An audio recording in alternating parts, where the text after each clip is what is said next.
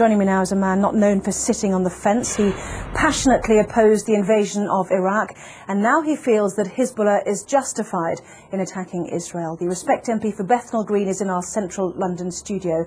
A very good evening, good morning rather, to you, Mr. Galloway. How do you justify your support for Hezbollah and its leader, Sheikh Hassan Nasrallah? A preposterous way to introduce an item, and what a preposterous first question. 24 years ago, on the day my daughter was born, and I've just celebrated her 24th birthday, I had to dash to the maternity hospital to see her given birth from a mass demonstration in London against the Israeli invasion and occupation of Lebanon. Israel has been invading and occupying Lebanon all of my 24-year-old daughter's life. The Hezbollah are a part of the Lebanese national resistance who are trying to drive, having successfully driven most Israelis from their land in 2000, Israel from the rest of their land, and to get back those thousands of Lebanese prisoners who were kidnapped by Israel under the terms of their illegal occupation of Lebanon. It's Israel that's invading Lebanon, it's Israel that's attacking Lebanon, not Lebanon that's attacking Israel. You've just been carrying a report of 10 Israeli soldiers on the border getting ready to invade Lebanon, and you ask us to mourn that operation as if it were some kind of war crime.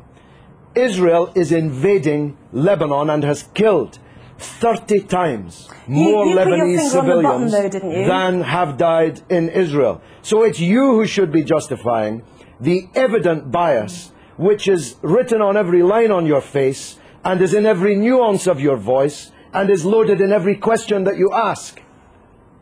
Right. You put your finger on the button, though, didn't you, when you said that Hezbollah was set up back in the 1980s in order to remove every Israeli soldier from Lebanese soil. As you said, it achieved that in 2000. No, it didn't. This is a setback. No, it didn't. It didn't. This is a key point that you're concealing from your viewers. Israel was forced out of most of the south of Lebanon in 2000. It still occupies a part of Lebanon since 2000. The Sheba Farms area, which is subject to this latest UN draft resolution. Thousands of Lebanese prisoners have been kidnapped by Israel. Hezbollah I spoke just a moment ago to the Israeli Foreign Ministry spokesman who said that the 3 Lebanese who have been captured, perhaps you'd like to use that word, have been before a judge and been through a court of law. Oh, please, have a slightly longer memory than 4 weeks. I'm talking about the thousands of prisoners taken during the 18 years of Israeli occupation, illegal occupation of South Lebanon. These are the prisoners that have to be released in exchange for the Israeli soldiers that were captured at the beginning of this wave of the crisis. Can I ask you about a report that's in today's Sunday Telegraph, which showed that Iran has given Hezbollah long-range missiles capable of targeting any part of Israel. Iran, according to this Iranian MP who helped found Hezbollah, has also said that Iran has given the authorization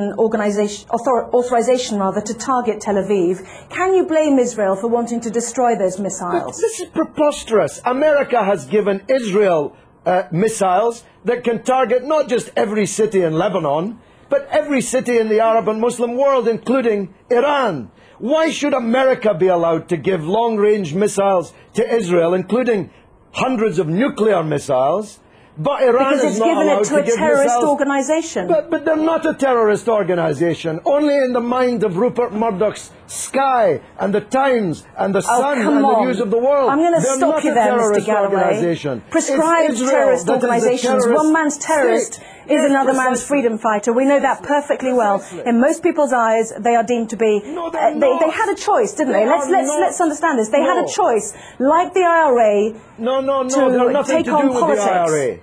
Listen, Anna. I'm saying they had a choice to absorb the idea of politics. They've got 2 Hezbollah cabinet ministers. Anna, one man's terrorist is another man's freedom fighter. You are totally wrong in saying that in most people's eyes, Hezbollah are terrorists. In most people's eyes, Israel is a terrorist state. It's the fact that you cannot comprehend that fact that leads to the bias which runs through all of your reporting and every question that you've asked me in this interview.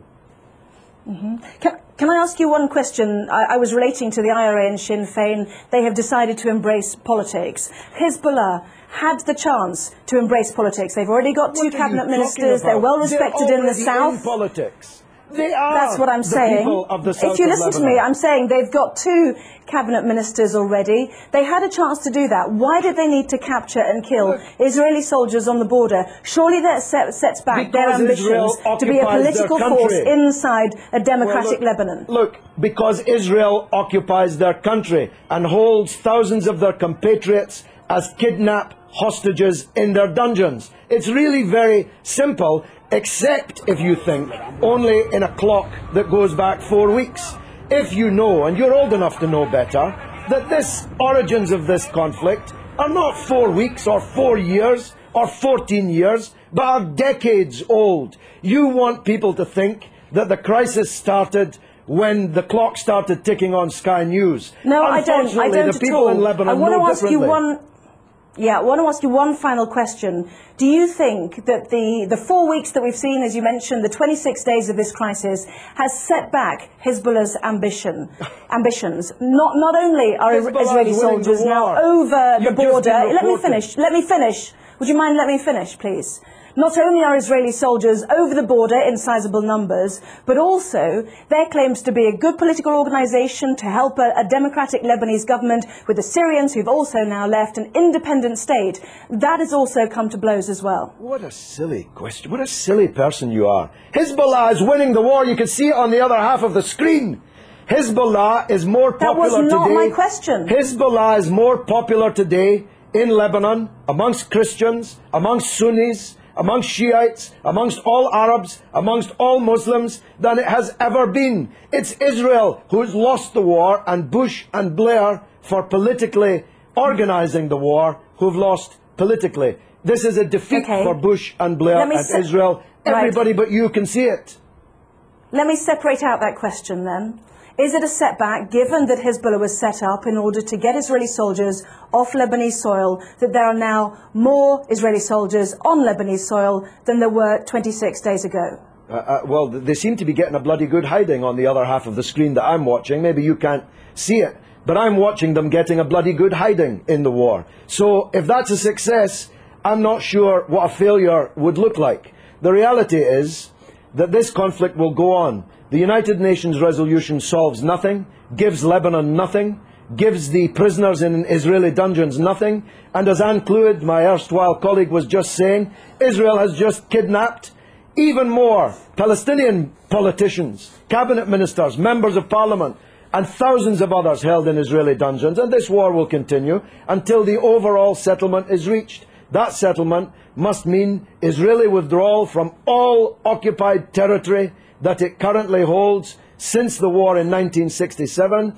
the release of all political prisoners, and a state for the Palestinians with East Jerusalem as its capital. No justice, no peace. You're not going out of business as a newscaster in Jerusalem anytime soon, believe me. Well, as usual, you have prompted a huge email response, both for and against you, Mr. Galloway, so we'll leave it there. I have to say that some people might find it offensive when more families are mourning their dead to hear you say that it was a bloody good hiding. So you don't give a damn. You don't even know about the Palestinian families. You don't even know that they exist. Tell me the name of one member of the 7 members of the same family slaughtered on the beach in Gaza by an Israeli warship. You don't even know their name, but you know the name of every Israeli soldier who's been taken prisoner in this conflict, because you believe, whether you know it or not, that Israeli blood is more valuable than the blood of Lebanese or Palestinians. That's the truth, and the discerning of your viewers already know it.